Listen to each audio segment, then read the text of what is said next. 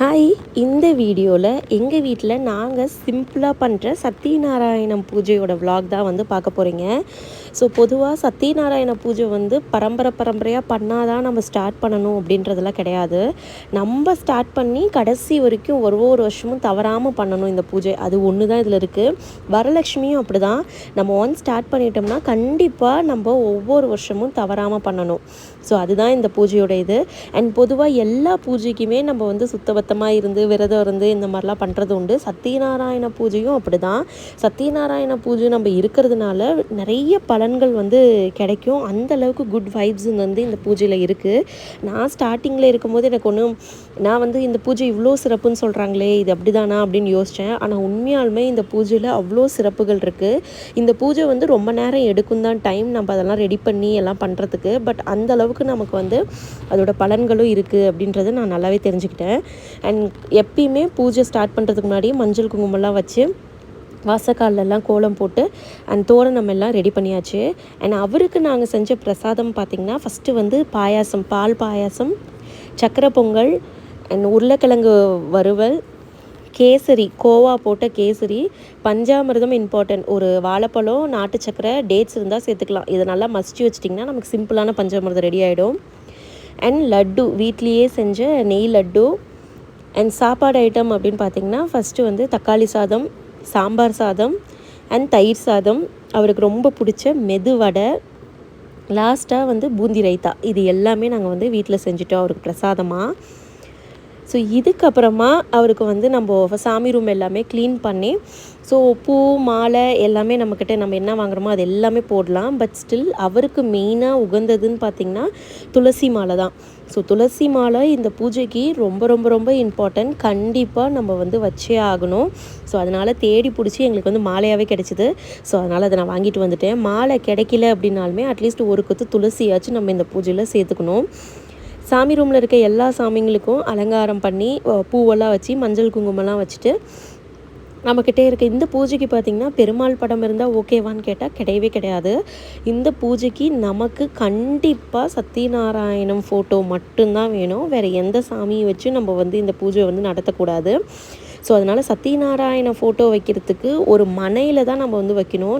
என்கிட்ட வந்து பித்தாளை மனை இருந்ததுனால அதுலேயே மஞ்சள் குங்குமம் வச்சு அவர் ஃபோட்டோவை நிற்க வச்சு துளசி மாலையை சுற்றி வச்சு பூ எல்லாமே வச்சு நீட்டாக ரெடி பண்ணியாச்சு. 2 பக்கமும் குத்து விளக்கும் வச்சாச்சு. நான் வந்து வெள்ளி குத்து விளக்கு வச்சுருக்கேன், நடுவில் வந்து வெள்ளி லக்ஷ்மி விளக்கு வச்சுருக்கேன். நம்மக்கிட்ட எந்த விளக்கு இருக்கோ நம்ம அந்த அளவுக்கு வச்சுக்கலாம்.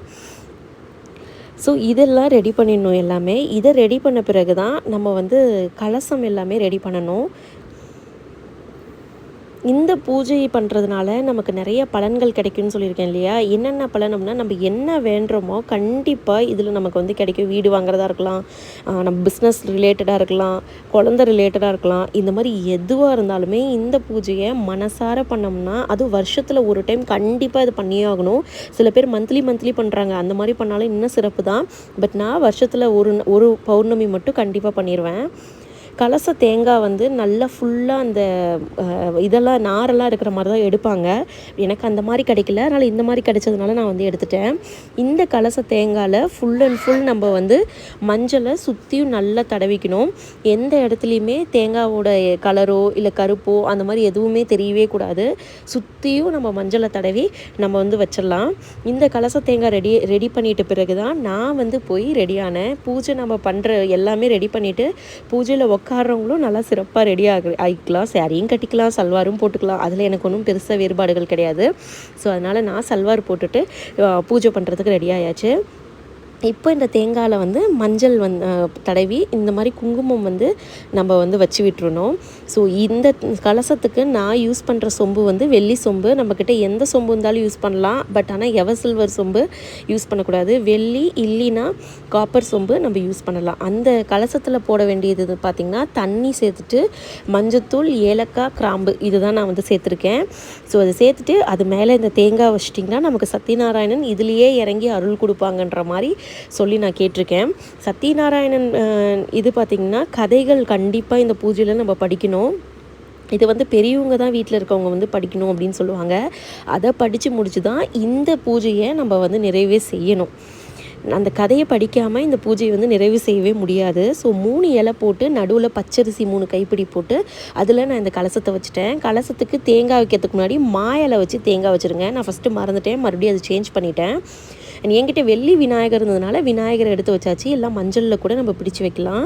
நவதானியங்கள் கண்டிப்பாக வைக்கணும். நான் வந்து சுண்டல், பச்சைப்பயிறு, எள்ளு, கொள்ளு, தட்டைப்பயிறு, இது 5 நவதானியங்கள் நான் வந்து வச்சுருக்கேன்.